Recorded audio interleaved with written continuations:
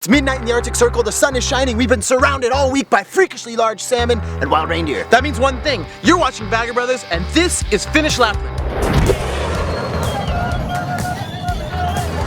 If you haven't heard of Lapland, you're missing out. Lapland is a huge area that stretches along the Arctic Circle through Norway, Finland, Sweden, and Russia. It's untouched nature in its purest. Pine forests as far as the eye can see, herds of wild reindeer, rivers full of gigantic salmon, and lakes so clean you can drink from them.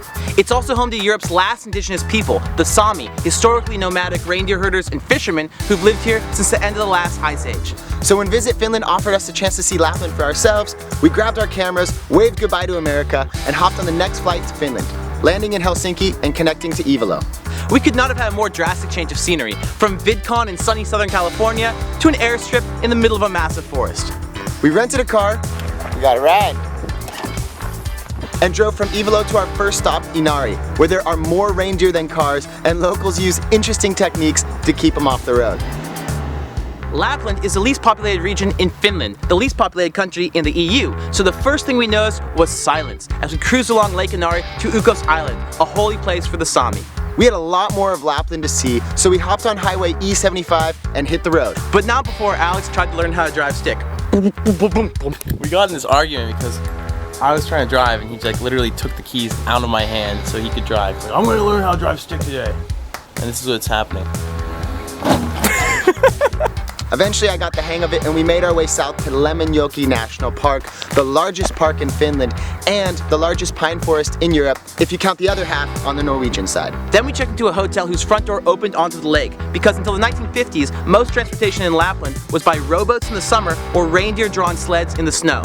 Lapland is so far north that in the summer the sun literally does not set from May until the end of July. So at midnight, we hopped in a boat, rowed out into the middle of the lake, and got eaten alive by mosquitoes.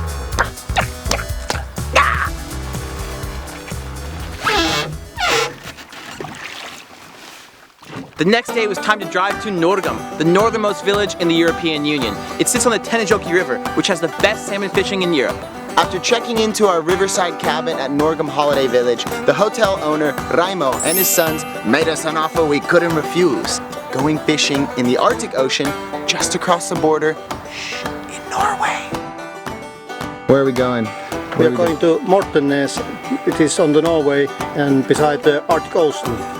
Sorry, Visit Finland, we had to go.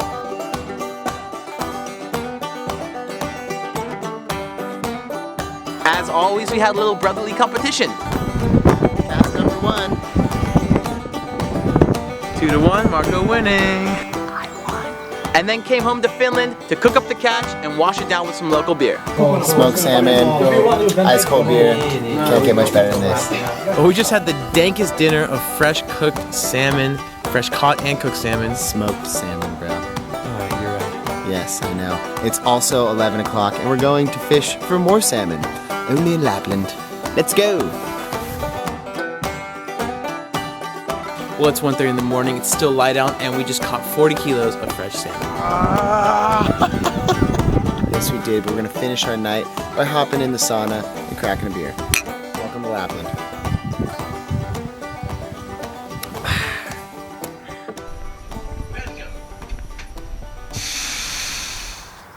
We had a ton of fun exploring nature, but one of the main reasons we came to Lapland was to meet the Sámi, traditionally nomadic reindeer herders and fishermen who for thousands of years have preserved a way of life different from any other in Europe. There's about 75,000 Sámi in all of Lapland, and 9,000 of them live in Finland, most around Lake Inari. We started at the Sita Museum and Cultural Center, where we learned about the techniques the Sámi have used to survive the Arctic winter, which gets as cold as -40 degrees Celsius. But Sámi culture isn't only found in a museum. It's very much alive, and we were lucky enough to visit during one of the most important times of the year for the Sámi, the reindeer marking.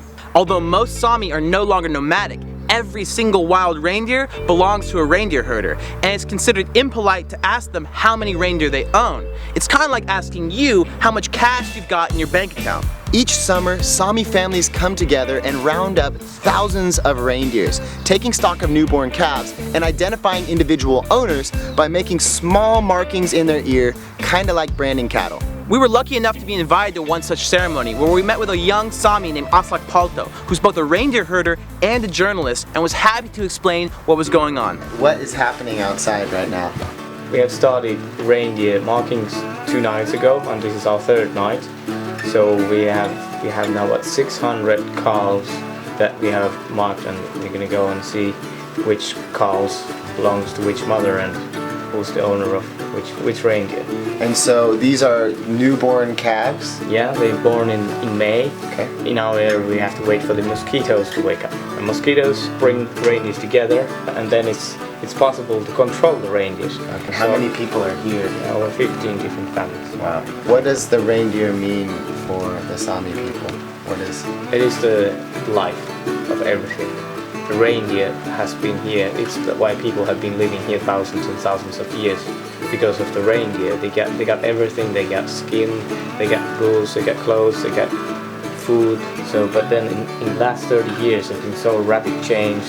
Electricity came, and snowmobiles came, and motorbikes, and ATVs, and so the reindeer herding changed, and you have to change. If you haven't been changing with the system, then you have been left out of the system. So right now, like, we are like adapting and trying to cope with the old way of working with reindeers with the new ways, with machines and everything.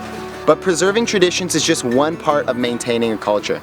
Language is extremely important, and of the 9 Sami languages, some are spoken by as little as a few hundred people. So we met with local rapper Ailu Valle, who uses his music to inspire young Sami to learn the language of their ancestors. What inspired you to start rapping in Sami? I can definitely see how it is difficult to motivate young people, especially young boys, to learn Sami language in a classroom. First I rapped in English and then in Finnish because that was the rap that I was hearing, but after a while then I started to grow up and I understood it was the language of my heart. So what do you rap about then? Oh, well, it's kind of much about nature values. Basically because I've grown up here, so I've seen how to live, or how people live in balance with nature. So that's the whole basis of the culture, and it's kind of contradictory to the way that we're living in today. Living in this system that is not balancing the nature or trying to live in balance with nature, it's taking everything from nature. So what sort of impact do you think your raps have on Lapland and Sami culture? Well, I think the biggest impact is in the young people. Because, like I said, it's about teaching the language, and that's the way of making it cool. As long as you have your heart with you, that's what will preserve anything.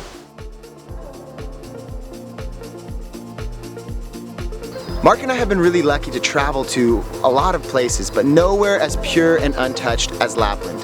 And if we learn one thing during our short time with the Sami, it's the importance of preserving places like this.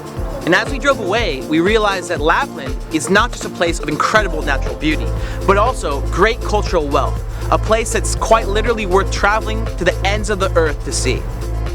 Thank you for watching the video, hope you enjoyed it. If you found it educational, inspirational, entertaining, please give it a thumbs up, subscribe to the channel, and share it with friends to help us bring you more travel videos on YouTube. Also, big thanks to Visit Finland for making this trip possible.